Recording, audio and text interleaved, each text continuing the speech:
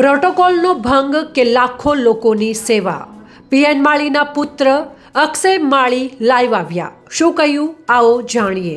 જેમ મેં મોક્ષે માળી અંબાજી મંદિરમાં જાળીમાંથી દર્શન કરતા જે વિડીયો વાયરલ થયો છે એનું કોઈ અર્થઘટન છે નથી ને જેણે પણ કર્યું એ બહુ ખોટું કર્યું છે અને જે હાલ જે સોશિયલ મીડિયામાં ચાલે છે એ પણ બહુ ખોટું ચાલી રહ્યું છે.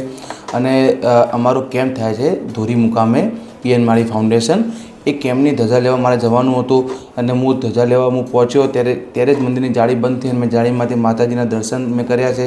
એ સમય સંજોગે જ્યારે હું પહોંચ્યો માતાજીનું મંદિર બંધ થયું મેં દર્શન મેં કર્યા છે અને મને કોઈ વીઆઈપી લાઇનમાંથી નથી લઈ ગયા કે નથી મને કોઈના કહેવાથી પ્રવેશ આપ્યો છે.